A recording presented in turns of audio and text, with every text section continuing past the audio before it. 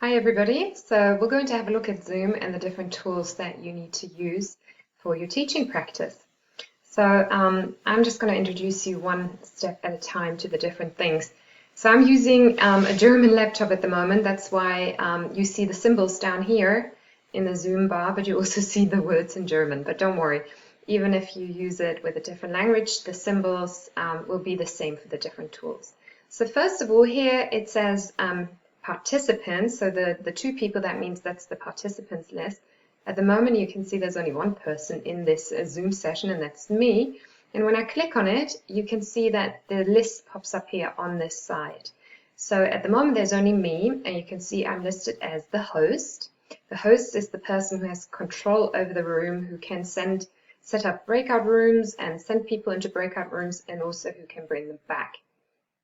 One thing that I want you to learn is that when you hover over the name, you can mute this person. I'm not going to do that because then you can't hear me. But this is quite useful when you have students who have a noisy background and they don't realize how noisy it is. So you could mute those participants. And then under more, okay, this is the German word for more. When you click on it, you can also change the name, okay, of the person. So I could click on here and then this window pops up, and it's quite useful to make sure that your name is really the name that you have, because sometimes people use different accounts. And what I often say to the trainees is maybe put teacher in brackets next to your name.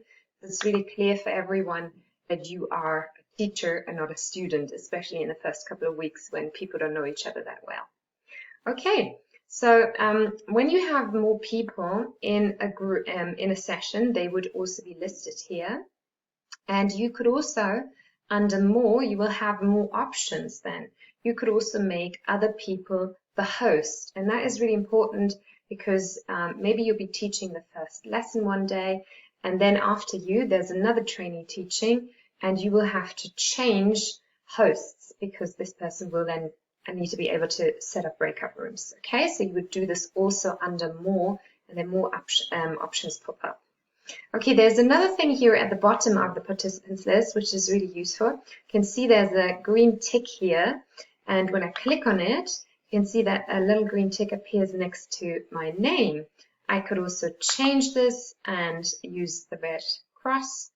There's also this one here and that one here, and then there's some more emoticons here. You can see I can signal that I need a coffee break, for example, or I can applaud, or I can put thumbs up or thumbs down, etc. Okay. For the normal participants, there's also another option here, and that's raise the hand. And this is really useful because that's how people can signal in big groups that they have a question without necessarily interrupting by saying something.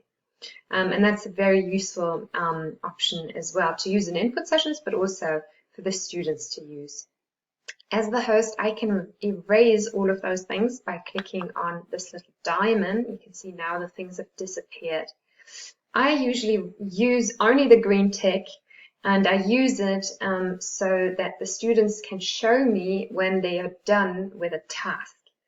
And let's say, for example, they're reading a text and they're doing an activity, answering some questions about the text, and I want to know if they're finished or not, but I don't want them to interrupt other students. So I always tell them in advance to use the green tick to show me that they're done.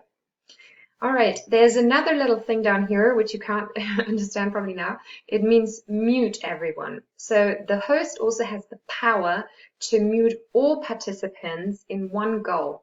This is quite useful if, again, the students are reading, or maybe if you're doing a listening and you really want the room to be quiet so that everybody can concentrate.